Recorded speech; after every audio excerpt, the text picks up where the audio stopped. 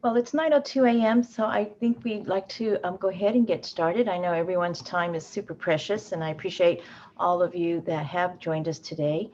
My name is Anacita Augustinus, and I serve as a tribal policy advisor at the Department of Water Resources. And I want to welcome you all to an IRWM Roundtable of Regions Tribal Listening session. And this is one of two sessions we're holding. We're going to do one, we're going to follow up with the same type of agenda for May 24th. And that will be also at the same time from 9 a.m. to 10:30. And for those of you who are joining us, if you have other staff that wish to join us, please do. We didn't do an RSVP on this, so we weren't quite sure how many folks would be able to join us. And we do apologize, that it was really, not a lot of time to put this on calendar, but we didn't want to wait and go into June, although we will be following up at this meeting. And so this is a listening session, and the purpose is to discuss the creation and structure of a tribal caucus within the Roundtable organizational framework. So what you'll hear from here today is representatives representing the Roundtable of Regions, and you'll learn about their history, how they were started, and also the fact that it's, an affiliate organization, a voluntary organization, under the Department of Water Resources Integrated Regional Management Structure. They're not a funded operation under our IRWO grant funding, but they are grantees within their respective IRW regions, and they can serve in that advocacy process. So you'll learn about that. And so I do want to welcome everyone here today. And let's see, can we advance to the next slide? And so today what I'd like to do is, I know that we thought about the, for those of you, go ahead and who are joining us as our audience, we'd like to know who's present so that we can make sure that, we log your interests and put you on a mailing list for the future meetings. Not only the listening sessions, but potentially, a meeting that would help design the governance structure. Your name, your tribal affiliation of the organization you represent, or your tribal nation. If you know your IRW region that you reside in, if you don't, you could put in your county, and we could inform you who is your IRW region. And also, if you're from a nation with ancestral lands, please, feel free to do that. We would love to do that. And so that way we have this information. At the same time, if there's a chance when we open this up, to questions and answers, given that it is a small group, please feel free to share with us if you have potential concerns or any potential or personal history of working within an IRWM, if it's worked for you or not worked for you. And so it's been a lot of the onus of IRWM has been on local participation. So we're hoping that this formation will assist with that. So thank you everyone for participating and putting in where you're from. If one of our IRWM representatives can respond to Siskiyou County, which IRW region that's in, that would be really helpful. And so we appreciate that as well. And good morning. I see a lot of familiar faces, so really happy to have you here. Great. And if we could advance our slide. So we're going to start with some presentations. They'll be very, very brief for the purposes of, just giving you an idea of what our existing structure is like. And then we really are just making this a structure of discussion. No real agenda other than trying to share some information that will help you, prompt you with some ideas. And if there's anything that we could do, from your support structure for the next meeting, or an idea of when is a good time for a follow-up meeting as we look at the governance structure. So why don't we go ahead and get started with the presentation. oh, excuse me, we're going to do some poll questions here. And so, Rebecca, did you want to discuss the poll questions? Yes. So we just have 2 questions, and we're just trying to get a little bit of an idea of your familiarity with RWM and your participation in that, as well as your familiarity and participation in the RWM Roundtable of Regions. So I will launch the poll now.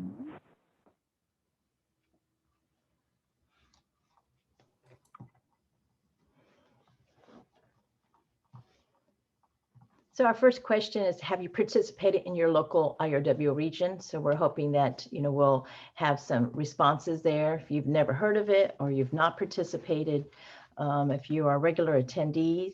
And so it's pretty live action. So that's kind of exciting if you're able to see the screen results.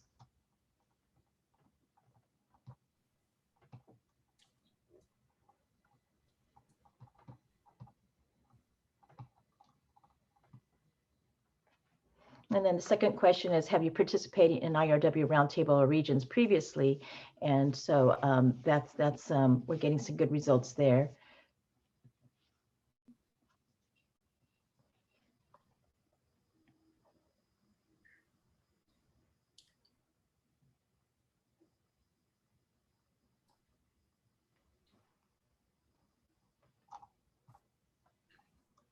We have about 70% of our participants who've responded, so I'm going to give it maybe 30 more seconds for those who haven't responded yet, and then we will move on to the presentations.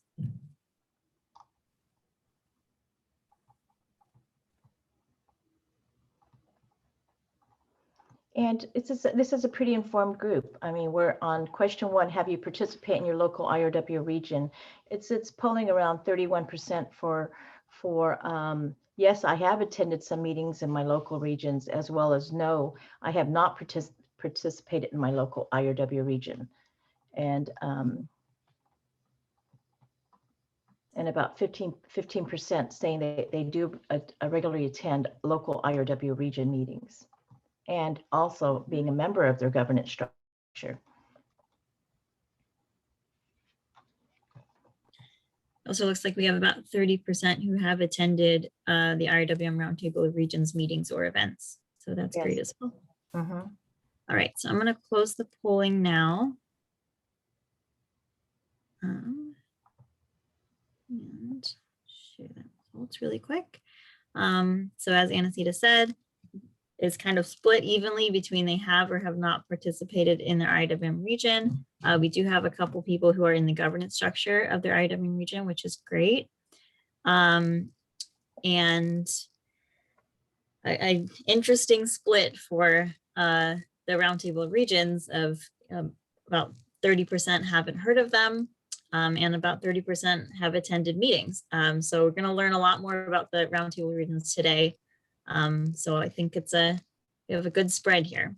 Mm-hmm. Okay, so let's move on to the presentations.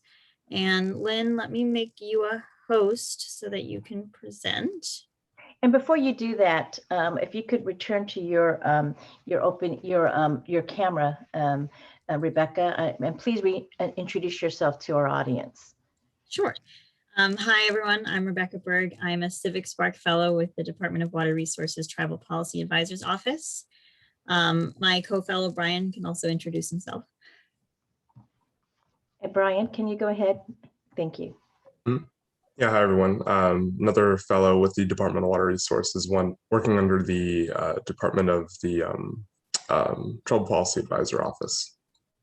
Thank you, Brian. And then let's go ahead and Mark Stadler and Lynn Rodriguez, they'll go ahead and do this really quick background on the Roundtable regions and introduce themselves as well. So Mark and I are going to split this. Mark, why don't you go first? And if Rebecca, if you need to make him a co-host as well, that would be great. Yes, okay. Do I have access to the slideshow to advance it, or is Rebecca going to advance it, or? I can, if you would like. I have it. That'd be simplest. Okay. Thank you. Thank you. Okay, so let's go to the first slide, please.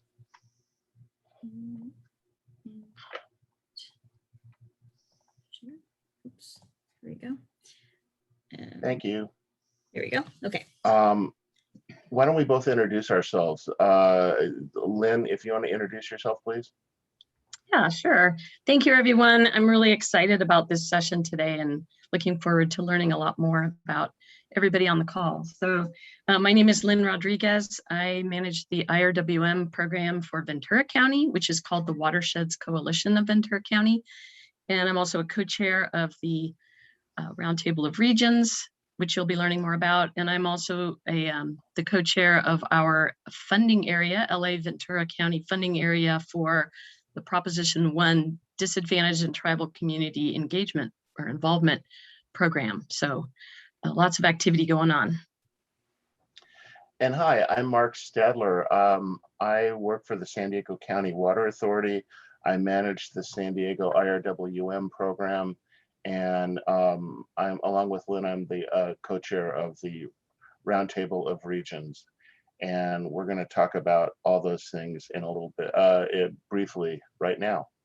So first of all, IRWM, if you're not familiar with it, it's Integrated Regional Water Management, but we're going to call it IRWM because that is a mouthful. IRWM dates back to 2002 when the legislature passed a law establishing the state IRWM program. It has been funded by 3 voter-approved bonds that support projects that carry out the goals of IRWM. There are 48 planning regions in the state, as this map shows. They cover 99% of the population and 87% of the geographical area, which goes to show you that there are places in California where almost nobody lives. If we're covering 99% of the population, but only 87% of the land. Established a voluntary basis throughout the state. So IRWM is a collaborative effort to manage all of the water resources within the state. It's an established and voluntary structure. Local stakeholders come together to solve regional water management issues and achieve water and climate resilience. What we will come out of their silos and work together. So you get people who are involved with water supply and watershed management and natural resources, and public agencies working together with non-governmental organizations and tribes and other nonprofits. And so this work of this collaborative work is done by what are called regional water management groups, which we will refer to as RWMGs because it's a lot more pithy. These RWMGs and these regions cross jurisdictional, watershed, and political boundaries because, as we all know, water does not respect artificial boundaries. So watersheds, for example, cross across states and states and counties and nations. And these regions and RWMGs involve multiple public agencies, as I said, along with non-governmental organizations, and then unaffiliated individuals and groups. The IRWM regions address issues and differing perspectives, and bring these groups together into solutions that are mutually beneficial. Who should be involved in IRWM? Well, water agencies, wastewater service providers, community organizations and members, tribes and tribal members, disadvantaged communities, environmental organizations, and other non-governmental organizations. Also, I'd throw in there academia. Academics are often very interested in IRWM. And we cannot say it enough, this is a voluntary association. It is not mandated by the law. It is not, unlike so many things in water, it is not regulatory, it is voluntary. Next slide, please. I'm tempted to say there's not going to be a quiz on this, but I always say that, so I'm not going to say it. This graphic attempts to capture the diversity of the groups and the types of decision making that is done in a coordinated fashion in an IRWM region. So I'm not going to go through and read all of these, but I will point out, for example, we share funding opportunities in regions. We do advocacy for legislation. Right now, we're advocating for the inclusion of funding for IRWM in the new state budget. We do planning.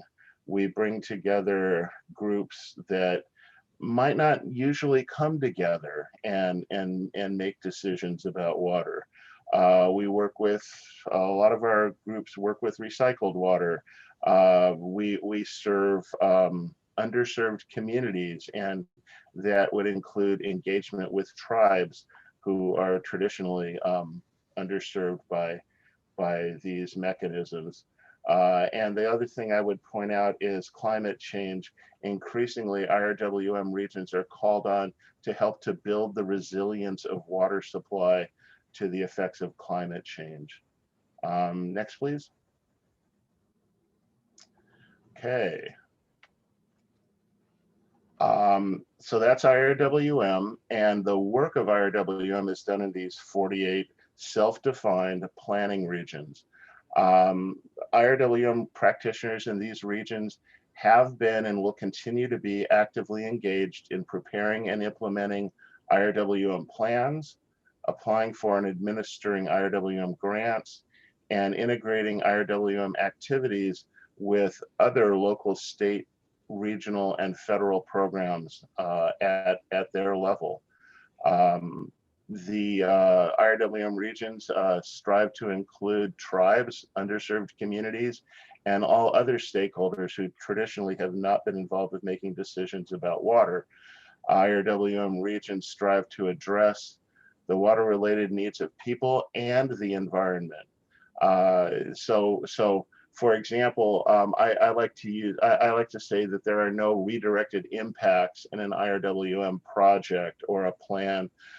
We do not solve the problems, say, of one part of, excuse me, one aspect of water management. Sorry. One aspect of water management by shifting that problem to another. For example, an IRWM flood management project would not solve the problem of flooding in an urban stream by causing problems for the riparian habitat along the stream. IRWM regions develop and implement plans for their regions that involve all the different aspects of water management.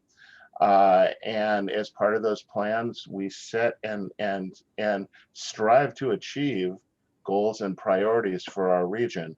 And then we go out and we solicit projects and programs that will help to achieve those planning goals. We identify and secure funding to support those projects, and that funding comes in the form of grants and also local matching funds to support the projects. I should also point out that the regional water management groups are a really good point of reference for stakeholders in a region. Not only do they plan and implement projects to achieve the goals of the plan, not only do they provide information, but they're also a place where stakeholders can come and get involved in water management and help to make decisions. And next slide, please. This is our transitional slide. I've told you about IRWM. I've told you about how IRWM is planned and implemented in the state. Now I'm going to turn it over to Lynn to talk about the Roundtable of Regions, and thank you. Thank you, Mark. So we have a couple of slides here for you to talk about the roundtable, and hopefully at the end of this discussion, we'll be able to figure out the best way to include tribal interests as a caucus or whatever it is you choose to do to be engaged with us. A brief background on the collaboration of the roundtable. It was formed as an alliance of all of the regions to work together back in 2006. And we have now, in 2021, we have 200 members. It's grown quite a bit in recent years. We also have some subgroups of our effort, including a DACTI working group that was formed in 2017. We have a group of folks working on the grant agreements and working with the state to better understand some of the requirements of these grant programs. We have a steering committee now that's relatively new. And the steering committee has 8 members, which we desire to have geographic diversity and diversity of the types of regions that are included. And so that group has 2 co-chairs, Mark and I. And our efforts are now supported through the funds of our membership, a network coordinator. And Jody Monahan is on today, and she's our network coordinator and has been with us since April of 2019. And has leveraged a lot more work and advocacy and effort on the part of our group. We also have a charter that sort of sets out the rules of engagement, if you will, although we are mostly a very informal group. And the main purpose of our alliance is to share information, to work together, to learn from each other.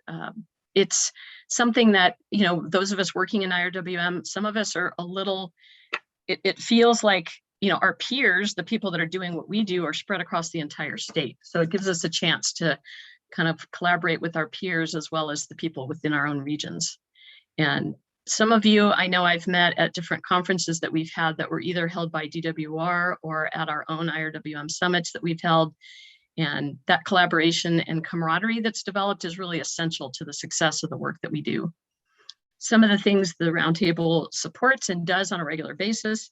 We have meetings that used to always be by conference call, but now that we're also good at Zoom, we have Zoom meetings and we can see each other's faces, which is really great. We have had in-person summits in the past. I believe we've had 6 of them. Our last one was in November of 2019. We hope to get together in person again soon. We also are now co-sponsoring a lot of other events that are happening or involved in helping plan other events, such as the DACTI Lessons Learned workshop that was held, or series of workshops that were held back in late 2020. And working with a lot of other groups to get our message across, but also to collaborate and to be more efficient with how we work on water management and water resource planning. One of the things that we're doing too is a webinar series and a blog through Maven's Notebook. If you're not familiar with Maven's Notebook, it's produced by an amazing woman, Chris Austin, who tracks everything going on in water in California. It's amazing she can do all of that.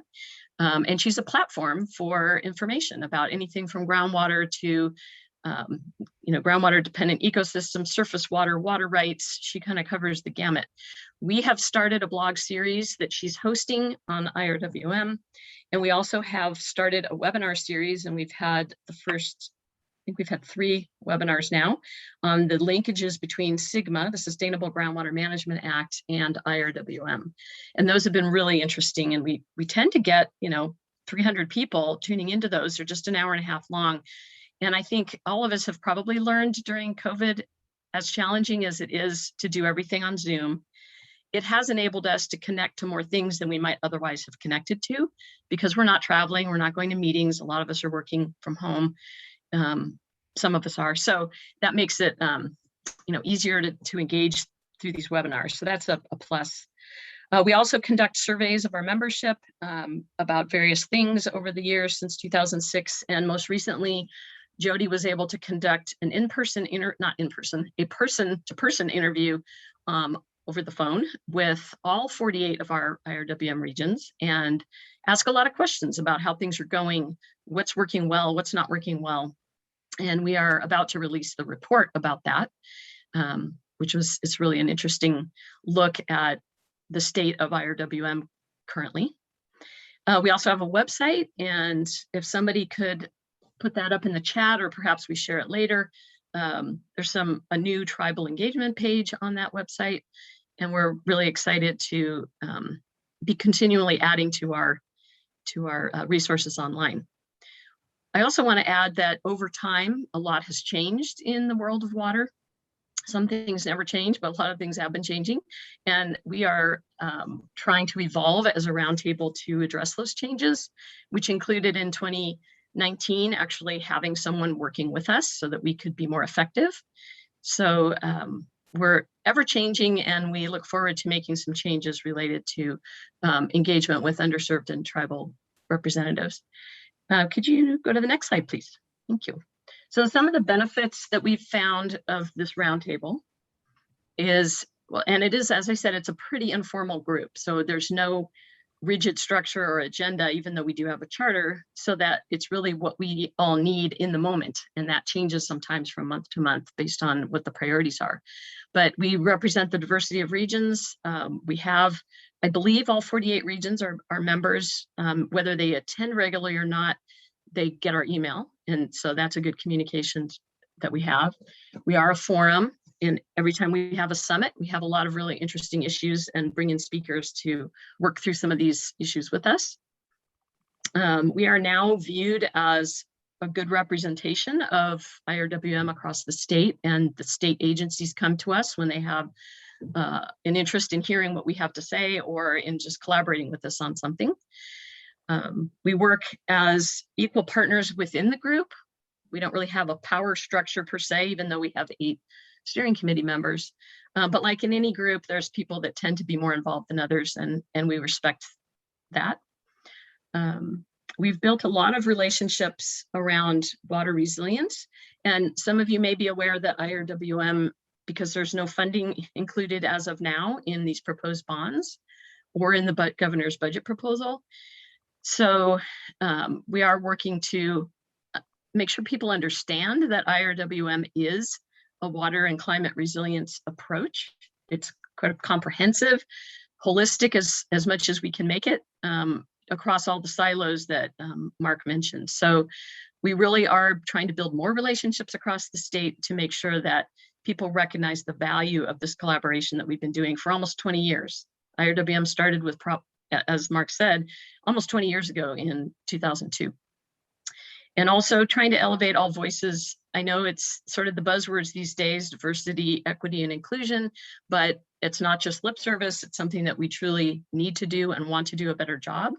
And we've been expanding our roundtable to include more and more folks that are interested in working with us to make sure that we assure more of DEI, diversity, inclusion, and equity in our work. Next slide.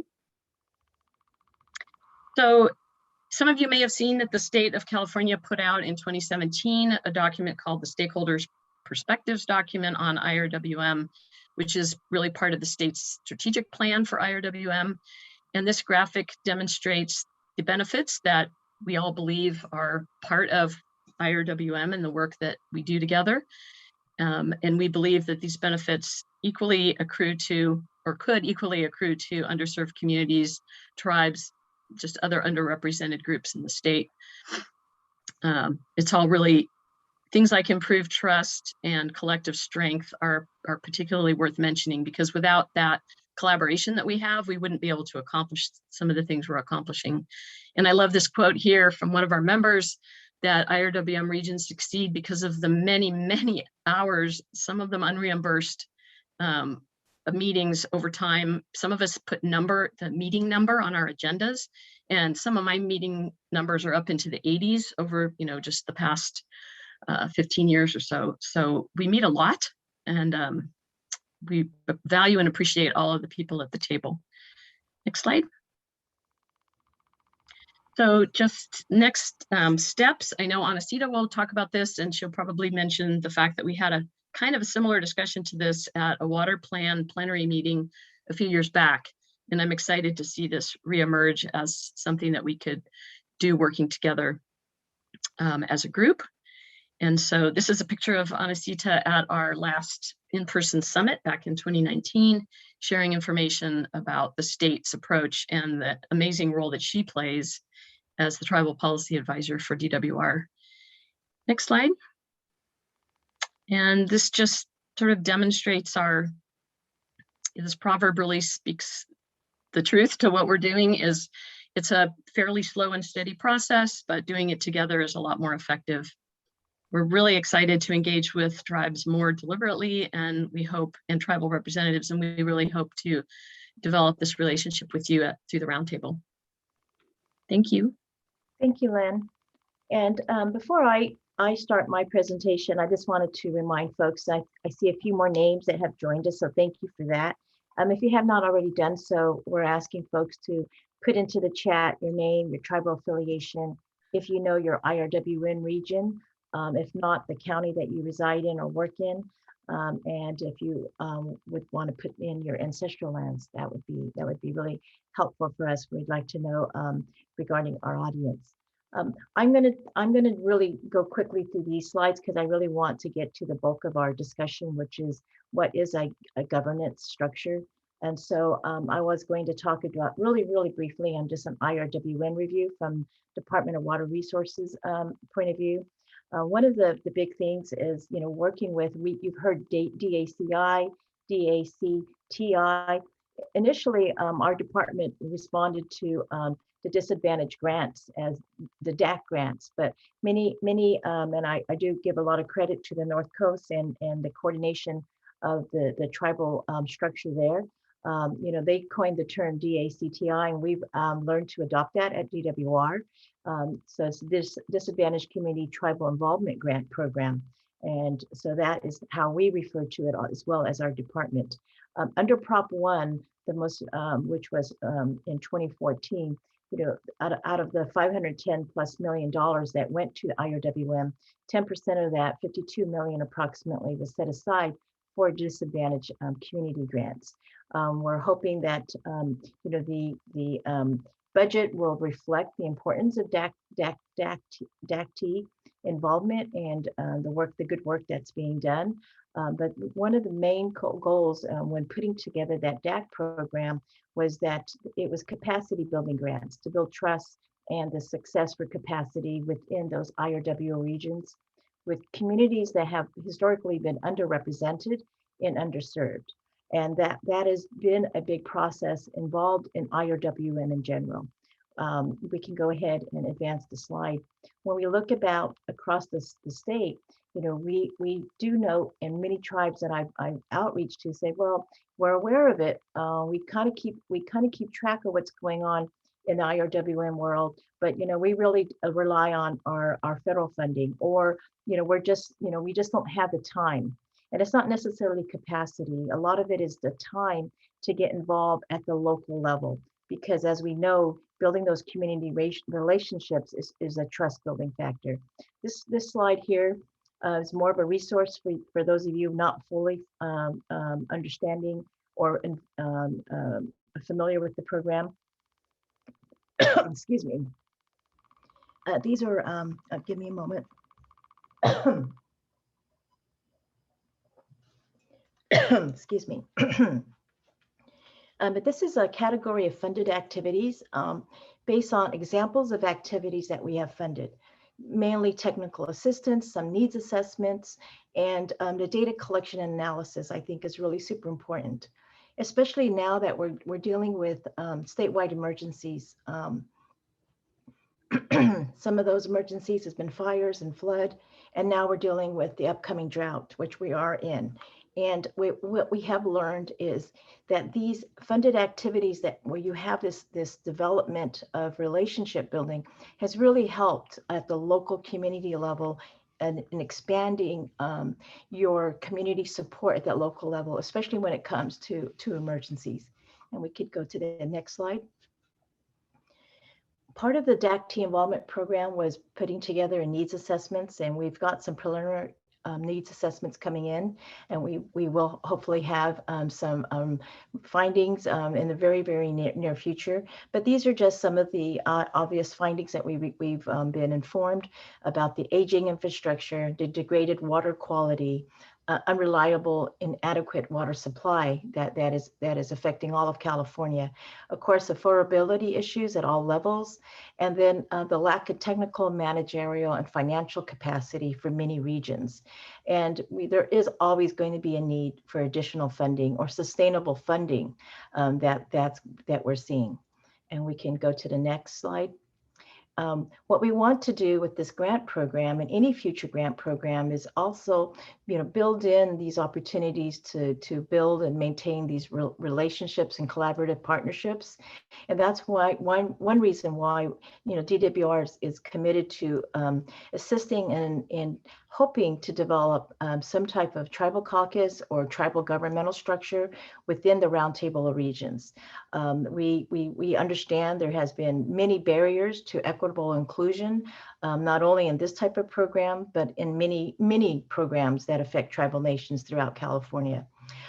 We also know we've identified that the traditional tools that we use to identify the DAC communities, the disadvantaged communities, and tribal communities have been based on metrics that are not always inclusive, even of tribal lands. Traditional mapping tools, utilizing median household income. We'll see what the census report comes up with and how that may help inform us on being able to have better metrics and data collection systems for making that determination. And also that would be a legislative advocacy position that I really would love to see tribes take a position on, in making sure that statewide these metrics are known in terms of how they may be disproportionate when we look at per capita grant processes. When we looked at COVID monies coming down to states and to tribal nations, it was very readily apparent that the easiest way to do any type of metrics was by population.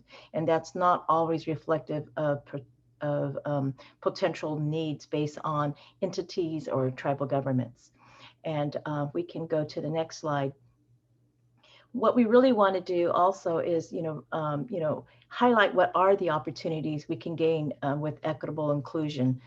Mainly, I'm thinking, the main approach is that unless we have, the tribal voice at the Roundtable, we're not going to have the advocacy, the knowledge, or the expertise to include what are traditional and cultural values of the communities, because that has to become through your own self-representation. Many roundtables and meetings have always created that type of space. They've been very inclusive of wanting to make sure that it was known throughout the state of California that their meetings have been opened to tribal interests, tribal communities. It's been very difficult, as I've mentioned, timing, capacity, and just general interests, is this an organization that speaks to us as a tribal nation? But I do think that, the recognition that self-governance means, ensuring autonomy and who determines the technical assistance or the capacity building at that local level. And the most importantly, that one of the discussions that I'd love to see after my presentation ends is, how do we learn to incorporate sovereign nations at a local level of governance? And then vice versa, how do sovereign nations learn to work at a local level, knowing that they're sovereign nations and these are local voluntary organizations? And so obviously, trust and collaboration is a big part of that. Next slide, please. These issues have been raised to our department, through various prior convenings at the various Tribal Water Summit that many of you may be familiar with, a Lessons Learned conference that we hosted in 2018, as well as another conference. I believe the Lessons Learned conference was hosted by up in Tahoe, and that was just with DWR collaboration. And then last year, in fact, it was this month in May and early June, we hosted a 3-day tribal regional water management webinar series on equitable inclusion, and specifically on that. But the access on funding, technical assistance, and decision-making processes, I think, are really the main points that we'd like to have as part of our discussion. Next slide, please. This is a mapping that when you receive the PowerPoint that we'll provide to everyone, provides the map that was shown earlier through Mark and Lynn's slide, but it also gives you the interactive mapping tool that you can actually hover over the various spaces. And if you're from a tribal region, you can go to where your point is on the map. You can hover over it. It'll tell you what groundwater basin you're in, what IRWM region you're in, which funding region you are in, with even with regional offices. So it really gives you a lot of information. And if you're not able to access that mapping, just please let my office know, and we can talk you through over the phone. But it's a very good resource tool, especially if you're just wanting to get involved even with your neighbors. So you could actually look at even some general plans are available there, water use plans. There's so many layers that you can put on and off and toggle on and off to provide you with that information. Next slide, please. So basically, I'm leaving you with this final slide about, the roundtable priorities, and obviously priorities that you bring to the table, because this is an opportunity now to share that information as we do these listening sessions.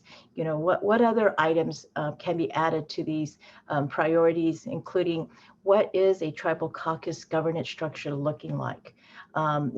We really are open to how that can be done, whether that would have DWR support or not, whether that would be independent of our support. It's all going to be up to how tribal nations wish to be a driver within that forum sharing capacity. And I believe this is just our final slide here. Reach me at tribalpolicyadvisor@water.ca.gov or anacita.augustinus@water.ca.gov, and of course all the other socials that you may be familiar with, and you can follow us. But thank you. And this now we're going to transition to a group discussion, or any other questions or clarifications that anyone wants to start with. Obviously, I really, we have a small group, but if anyone would like to, just introduce themselves and tell us about any of your experiences as well, we are open to that. So thanks, everyone.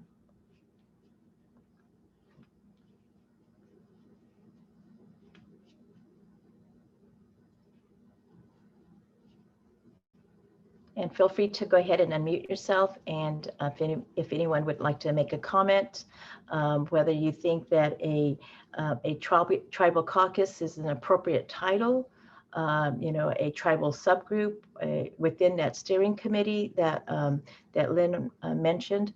So this is some of the things that we're open for listening to.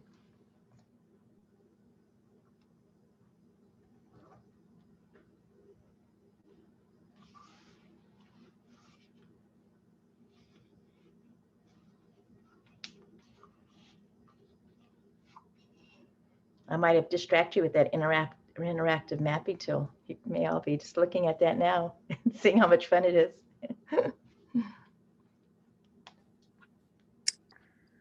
Hey, Anacita, how are you? Really great. It's so nice to see you, Sam. Hey, we'd like to speak out in favor of a tribal caucus or planning area. The San Ynez Band of Chumash Indians joined our Santa Barbara County IRWM area late. As a result, pretty much all the funding had been allocated already, and there was no funding available for the tribe, either as a member or as a disadvantaged community. And we've had a lot of difficulty in trying to figure out how tribes qualify as disadvantaged communities under the existing plan rules. So I think it would be helpful for tribes to pool our resources and our collective experiences. Thank you.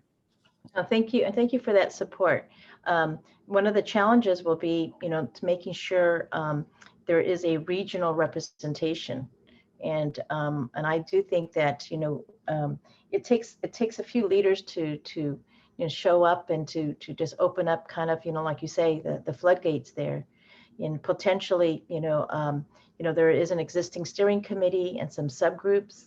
It'd be great to, start with, developing a subgroup headed by, tribal representatives to continue to look at how within that existing structure, Lynn and Mark, and then being able to, understand where things can fit in, and then how to be a part of that governance structure. But thank you for that. Appreciate that. Thank you.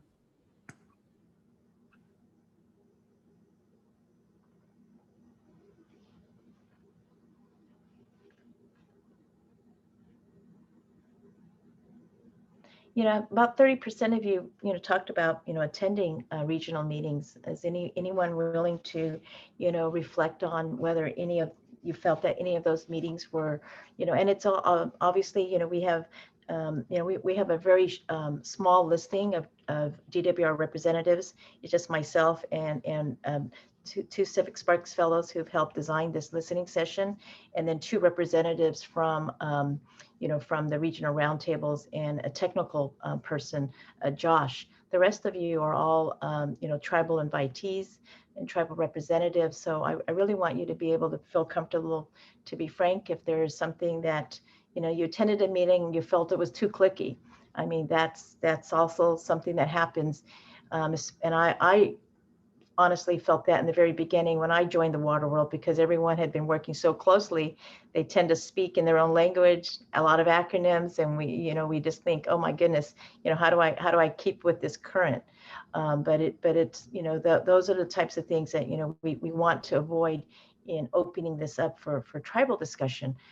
We don't want it to become, someone to feel like it's so well established, like where do we fit in?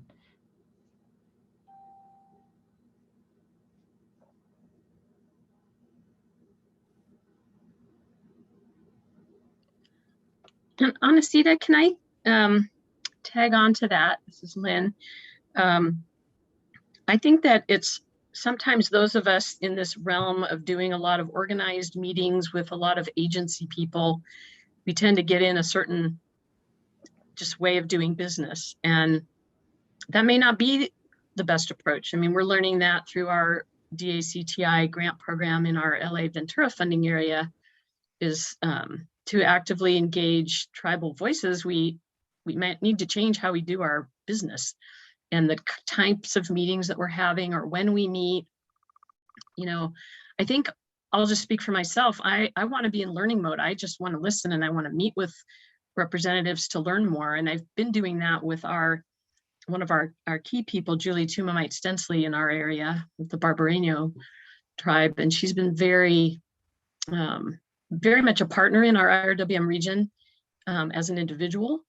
And so, but I every time I've attended any of the meetings that Anasita mentioned, I'm just so excited when I can actually have conversations and learn. I want to learn. And I think what Julie and I have talked about recently is how do we expand the knowledge and voices of the tribal representatives, and how they want to be engaged, which might be very different than these formal sit around a table meetings at 10 in the morning. That might not be the best way. So I'm really interested to hear from folks today how we can do a better job of doing things the way that you would be more comfortable. And I must add, and I'm going to actually ask a question to Sherry Norris and Javier Silva, because they have, have been part of the success of the North Coast Resource Partnership. And it is really a very, dedicated, successful program, but I know it took many years. So, we were talking about developing a tribal caucus, but we're really cognizant of the fact that it does take a lot of time. And I've heard your presentations in the past from both of you talk about, it took almost 10 years in the making. And if you wouldn't mind to share a little bit about some of those early steps, maybe some advice, even on how to strive to even conduct more listening sessions, or what can be done to really get something started. So Sherry and Javier, could I ask you to speak a little bit about that? Hey, this is Sherry. So we have, we've been talking about having a tribal caucus of the Roundtable of Regions, or whether or not tribes want to be engaged in the, one moment.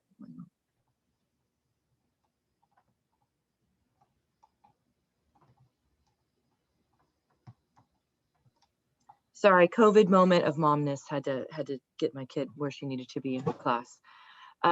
Okay, so we've been talking about it for a long time, but when I've gone to Roundtable of Regions, it depends on what's happening on the agenda, whether they're setting looking forward into the program and deciding what the next steps would be, what recommendations the regions want to provide to DWR collectively. Sometimes they're comparing notes on what each region is doing with tribal engagement or with whatever process that they're talking about at the time. So what we've talked about is it would be good to have a few tribal representatives that are engaged in their RWMs at the Roundtable of Regions to then report back to the group at minimum. I did go to those for a while, but I couldn't maintain all of them because of all of the other responsibilities that I have in the North Coast. But if we were to share the load, perhaps by having different people that we know, we could touch base by email, who's going to this, who can report back. And if we know what the agenda is in advance and just what decisions might be on the table, then those tribes that are engaged in this could by email have conversations, or could have a caucus meeting ahead of time. Yeah, those are just ideas right now, but it would be helpful to have some tribal ears and eyes in the room, and for us to somehow find a mechanism so that everyone doesn't have to be there to add more time to our already really busy schedules. There might be a way. Yeah, so part of the learning curve at the very beginning would be really proactive outreach on behalf of the Roundtable to help with some of those tribal reps, and that's something that definitely DWR can help with that pre-information information, as well as even agenda setting. We were hoping that having a dedicated space on the agenda for tribal issues or concerns, or even just a check-in type of thing. But no, thank you for that, Sherry. I appreciate that. Yeah.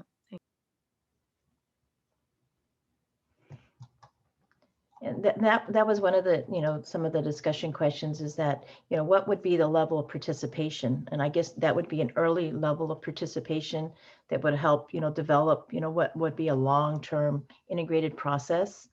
And the other one I wanted you all to think about was, is the term tribal caucus appropriate? That was really just, a general umbrella term use. And so I'm open to any discussion on that. Tribal working group, tribal governmental working group.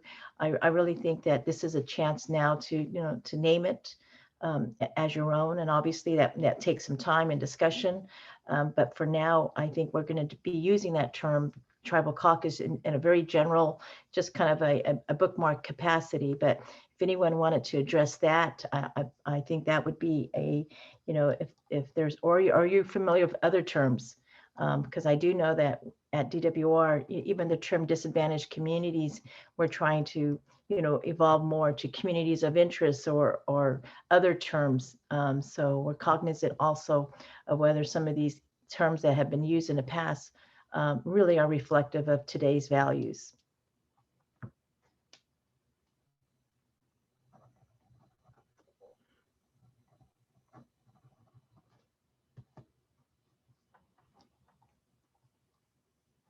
One of the things that might be, this is Sherry again, one of the things that might be useful, I don't, the name caucus isn't a problem that I have. It's just a matter of the function of how the tribes in each of the regions, how they choose to come together to feed information to the Roundtable of Regions. But one of the things that I do notice that is useful in the Roundtable of Regions is for those tribes that are engaging in their RWM.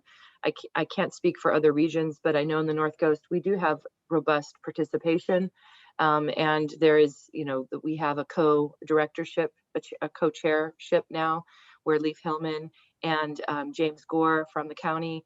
So we have, so James, we have, they actually share the leadership role. Instead of having one chair, it's a co-chairship. So we've actually moved the NCRP so that tribes are participating in the very highest level of our RWM. And some other regions might be really happy about the relationships they've built or the way their RWM's flowing. And in which case, at the Roundtable of Regions, the regional water management groups are coming together to talk about how we can write letters to our legislator and to the governor about the importance of RWM and keeping it funded.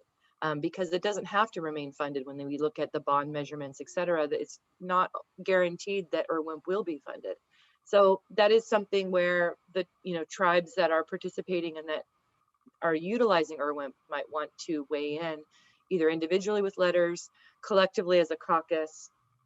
We could also provide recommendations as a caucus to RWM, to the program of how to help tribal participation, things like that. So there's other reasons why tribes could come together and caucus outside of Roundtable of Regions, and then also go to Roundtable of Regions to provide support and direction to the regional water management groups for increasing tribal participation. NCRP has directed me to attend in the past to help to increase tribal participation across the state. That's one of our outreach pieces, is that we are supporting RWM for across the state when we go to these meetings. So I just want to throw those pieces out too. Great. And I have a question for all of you. Now, we talked about the 48 IRWM funding regions, and for the Disadvantaged Tribal Involvement Grant Program, there were 12 funding regions. And we've already heard that those funding regions and those boundaries really do not make sense to tribes because of overlapping issues, counties of jurisdiction. What would be a regional approach? Would you suggest using the Bureau of Indian Affairs, separated region of North, Central, and Southern regions as based on geography for outreach to tribes? I really think that's going to really help us with the next outreach effort of how then do we connect with tribes. So can someone give me some ideas of how you feel about attempting to do some geographical outreach based on regional efforts?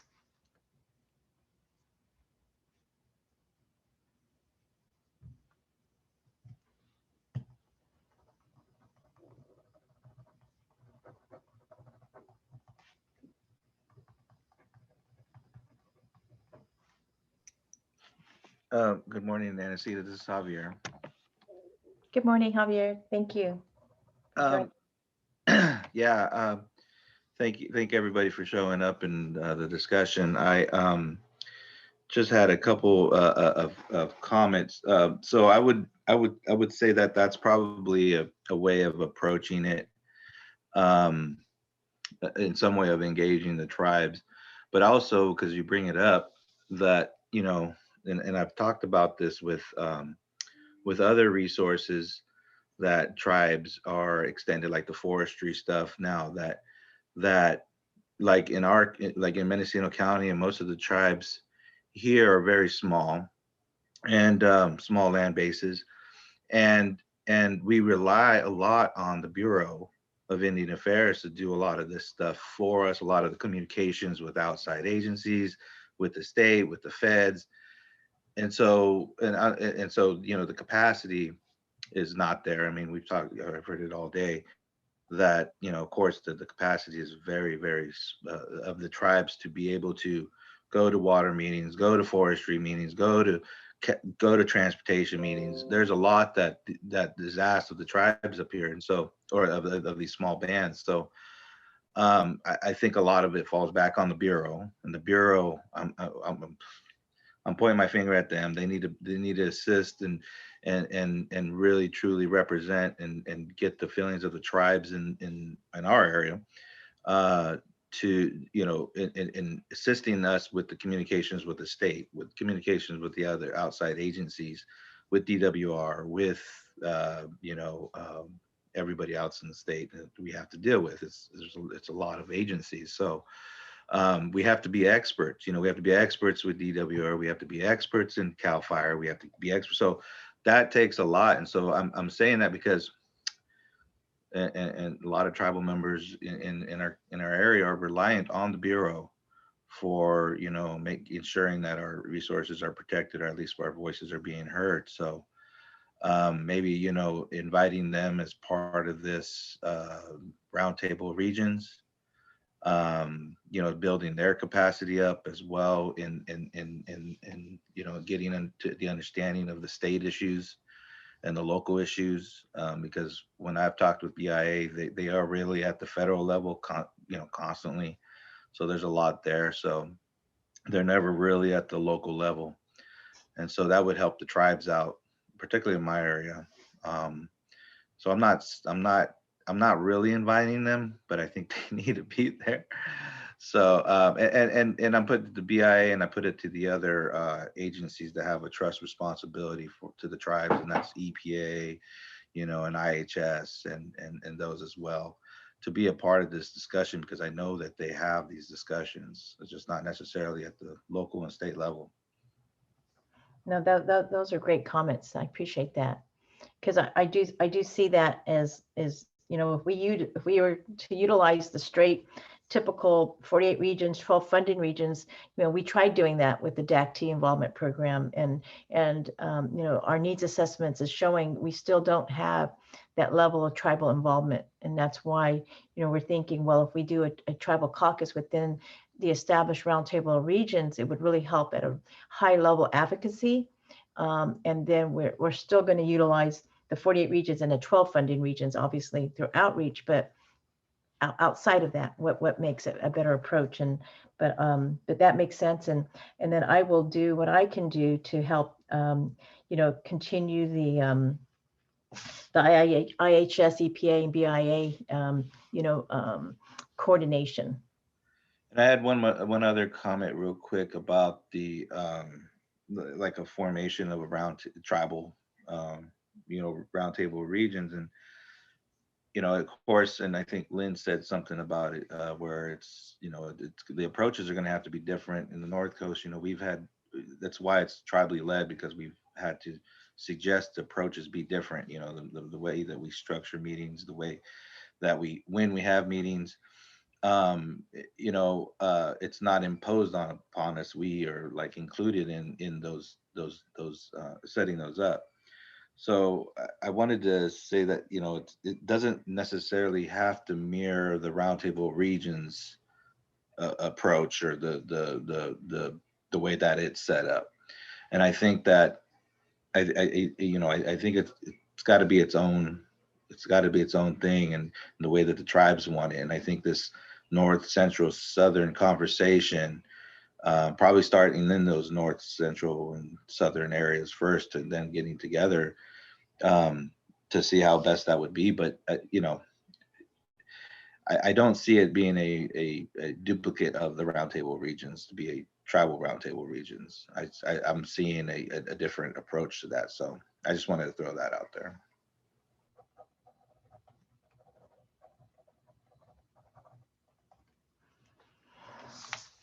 I'm thinking that, and we'll have the benefit of more voices on our May 24th meeting, but definitely I'm really steered in the direction of targeted outreach, based on the North, Central, and Southern continued sessions for that. So we have a listing of those tribes, and of course we'll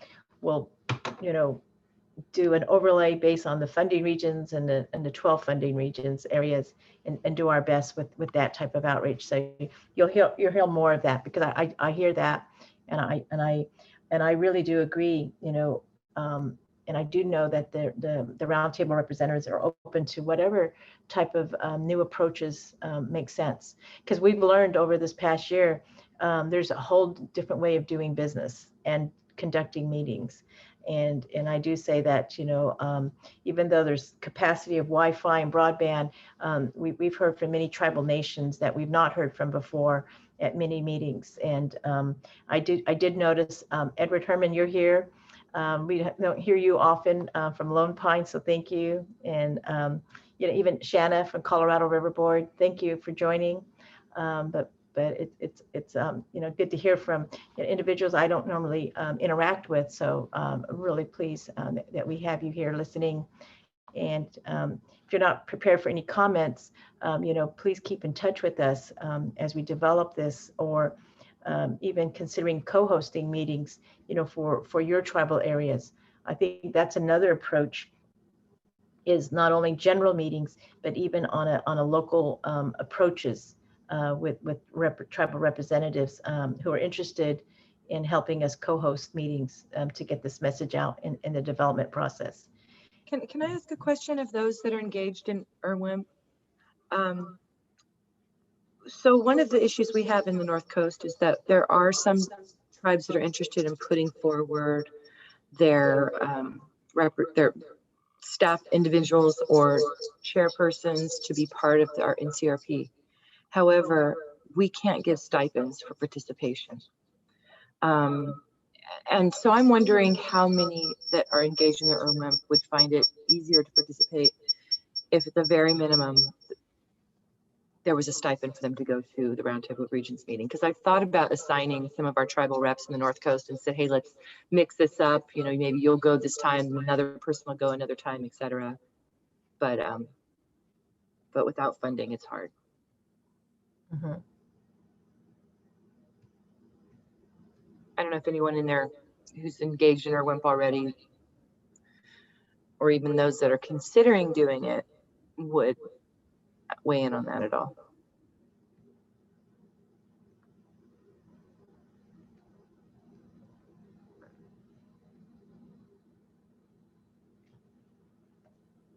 That's okay, thanks. I just was wondering if anyone else had that issue. I know it's been raised, Sherry, in terms of, is there a possibility that funding can include this? I really would like to see that if there is any new pot of money that comes to Department of Water Resources, that when we look at regulations and guidelines, that we try to make sure that we can, that the statutory language that develops that bond money gives us some opportunity to make that part of it. But that's where advocacy comes in, that as a state agency, we can't do that, but it has to be raised and elevated to that legislative level.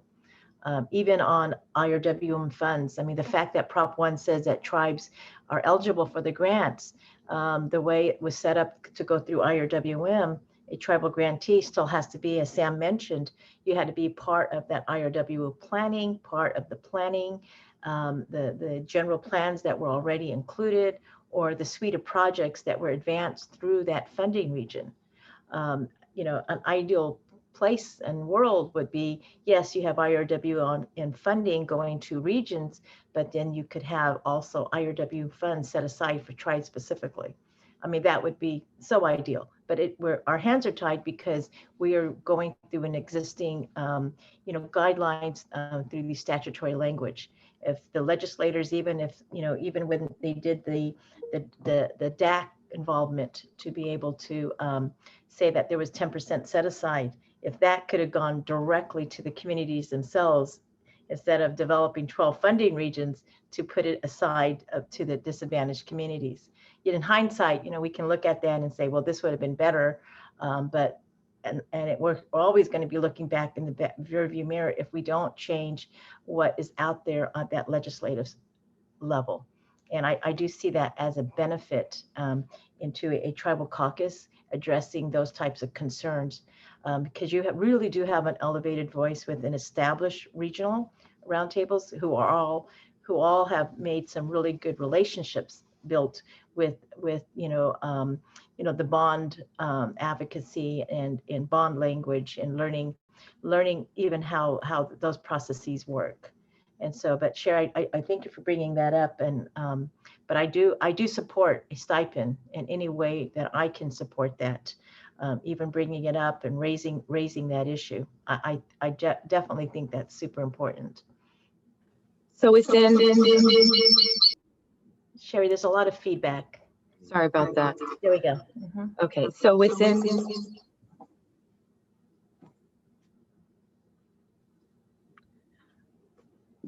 the sorry about that. Within the NCRP, we've been able to provide funding for people to travel, And if we can put them on the agenda somewhere, then we can justify expending support for them to attend. But otherwise, you know, to participate, just to participate hasn't been really easy through the DWR program. So Lynn and Mark, I'm hearing an opportunity to even have that as an agenda item at your roundtable of regions in sometime in the future, of like what regions, how your regions can support setting aside stipend for the underserved communities for involvement, as well as tribal communities, you know, in terms of that discussion. Yes. Yeah. And I will tell you that, I mean, that's definitely come up in San Diego, for example, for, as you said, Anasita, underserved communities in general, including tribes. It's a limitation on direct participation. Mm-hmm.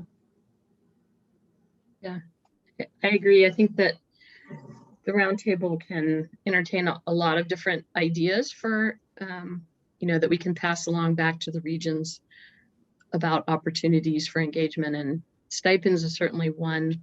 Another is, you know, how we engage, you know, what's the best way to engage. And Anasita, I just want to thank you for how much you've helped, at least me in my region, to better understand some of the challenges and helping, you know, look at some solutions and alternative ideas. And the idea we discussed recently about holding a meeting where we would invite a lot of the people who are very engaged in, say, water planning, water agencies, whatnot, to hear from local tribal representatives to get a better understanding of their needs and interests. And sometimes you just have to find, you know, have a gathering and just do something a little bit outside the normal box of water meetings. So I think we can explore some of those ideas together as a roundtable.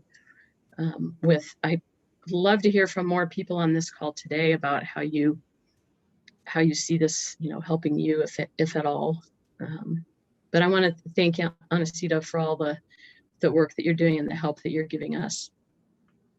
Yeah, at the roundtable, we've talked about this, and we are open to how tribes want to interact. You know, individually as members of the roundtable, as a caucus that's a part of the roundtable. If you want to have a separate roundtable, you know, and other ideas. We're trying to think outside of the box here, as Lynn said, and make this work for all parties.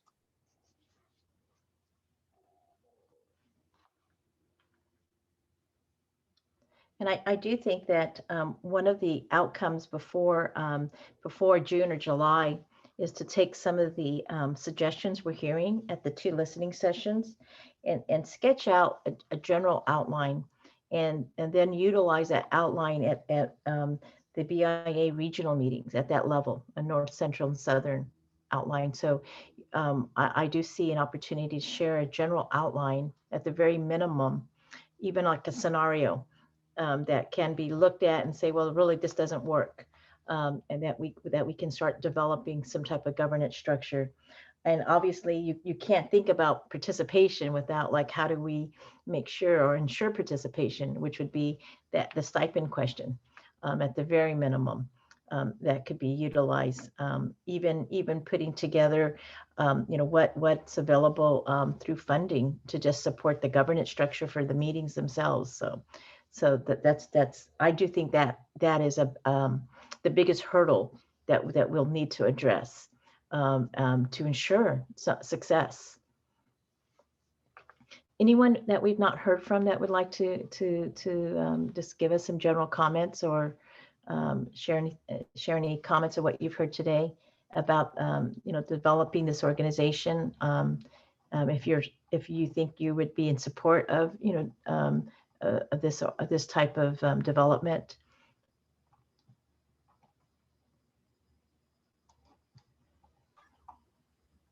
This is Brenda Tamaris for the Lit Rancheria. I am definitely in favor of some kind of tribal organization and work group with regard to this.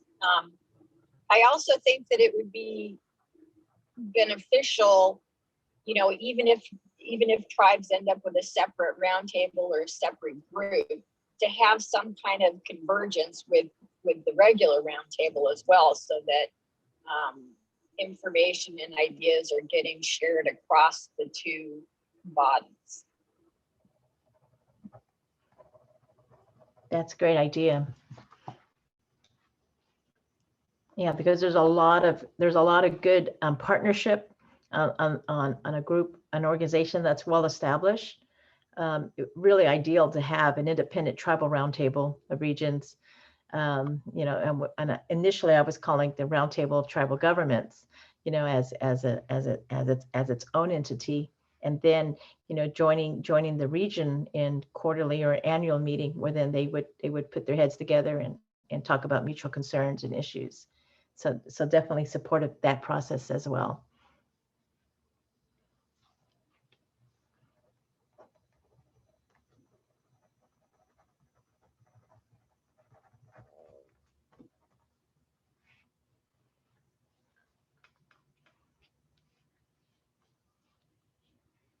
Is there any other comments on from any of our audience members here?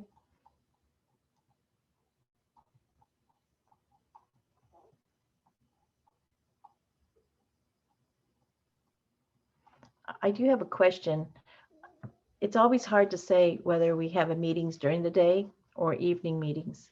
Any general ideas on whether, you know, obviously a combination would work well too, but in terms of, you know, evening meetings and what would be ideal meeting times in the evening? I've heard that no, you know, we work so hard during the day, evenings is reserved for family or tribal events. And then I've heard on the other flip side is, you know, we're just having so many meetings, it would be good that we could have, you know, an evening meeting or a weekend meeting. Any thoughts on, you know, what type or meeting types, avoid weekends type of thing, or consider some evening meetings?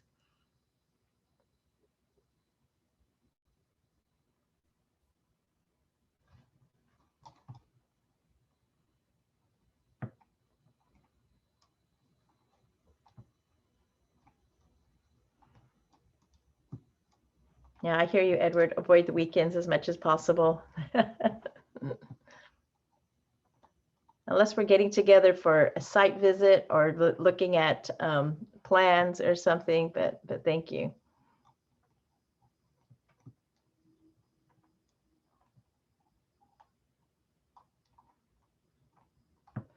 Great. Well, how is everyone feeling about this discussion? Are we all talked out in terms of that? In terms of any questions to Lynn, Mark, or myself?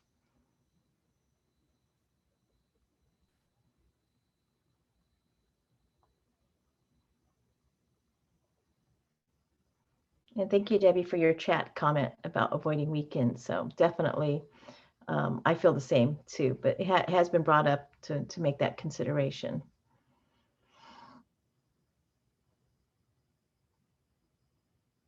Anacita, what are your thoughts about how people can weigh in later? Like if somebody has an idea they didn't really want to share, or they think of it later, should they email those to you? Yes, yeah, please do.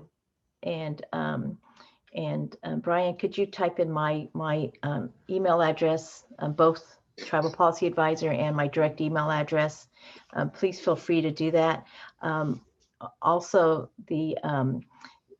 we will be conducting, once we do the next week's listening session, I definitely will be reconvening with Mark and Lynn on follow-up meetings on that regional level. I think that would be a great next step. And then hopefully we can maybe address some of the stipend issues, like what are the possibilities with existing or new money? Because I definitely think that would be really ideal. There's a lot of other programs out there. There is the Tribal Nation Grant Fund that is an existing funding opportunity that has no cycle. I'm thinking that might be something that we could utilize to seed seed participation for early development until maybe there's other funds that are being opened up. And so I'm thinking that, and Brenda and Sam, I know you work in tribal governance, is if that's something that I might be able to run some ideas by both of you on how to assist in securing that funding, because I know that they've been very successful, and thank you, Sam, in putting that out. But I do think that might be initial seed money to set up a governance structure, the next 3 or 4 meetings, formal meetings, to set up a tribal government working group to develop the caucus, the charter, and if that could be done. And so, but that would be great. And I'm thinking, like, what's available out there right now for stipends? It would be really hard to put our finger on it unless we were able to find some other outside. And through DWR, I know it'd be really difficult, but we can definitely, that's definitely going to be a way to do that. And so.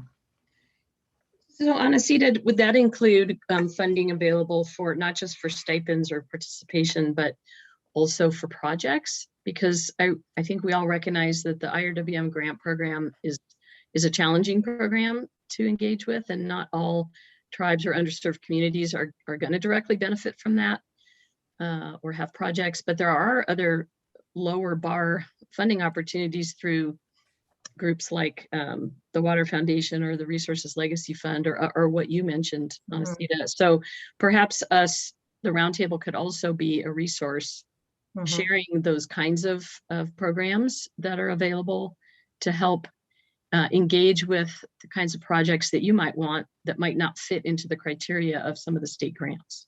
Yeah, there is. I mean, definitely. I think that would be like learning where there's some funds.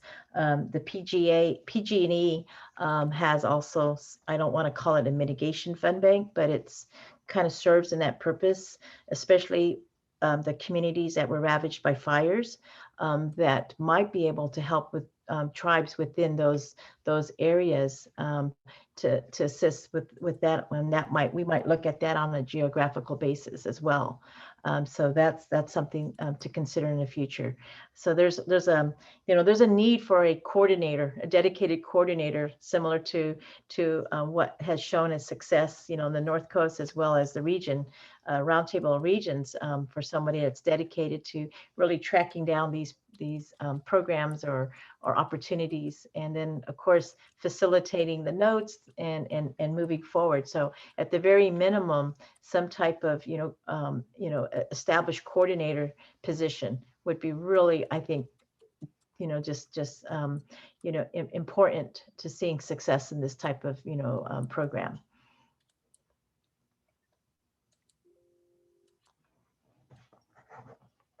And then in question about projects, I know that the Tribal Nations Grant Fund is pretty much an open, from what I've heard, like, we're open to whatever's out there, but I'd have to look at that. I know it's community development's a big portion of it, and developing capacity and supporting self-governance issues. So I do know that this is, can fall under those minimum requirements, and probably others. So we'll take a look at that. So, well, it's 10:25. Are there any last comments from anyone that would like to share with us?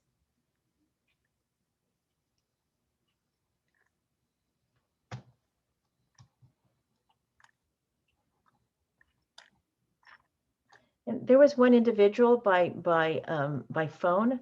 May I ask who that person is? 91698, ending in 3825.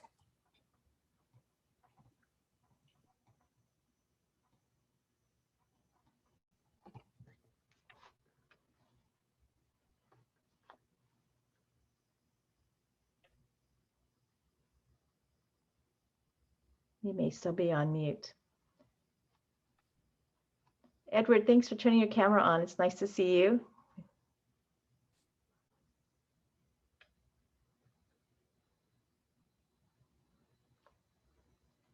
And I hope this is of interest to you, and there's a lot of good activity out in your Mono area with your IRWM.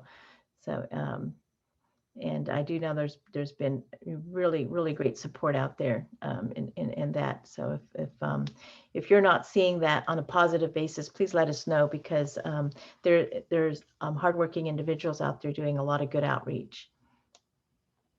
Okay.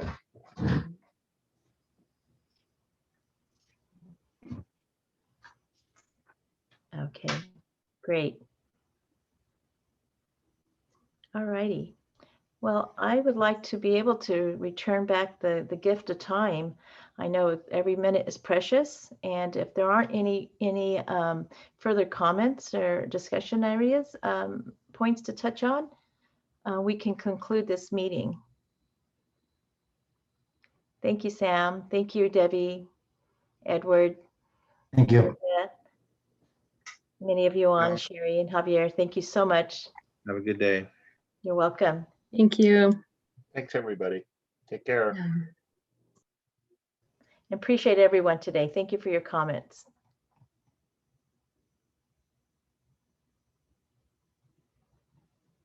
Great. Brian and Rebecca, I want to stay on for just a moment there. Great. And so what I did is I noted individuals, and so I guess we can reconvene for note taking and take a look at that, and you know, outline all the good suggestions for next meeting, which would be really good. And so, but thank you, and I'll talk to you both soon. All right. Great. Thank you.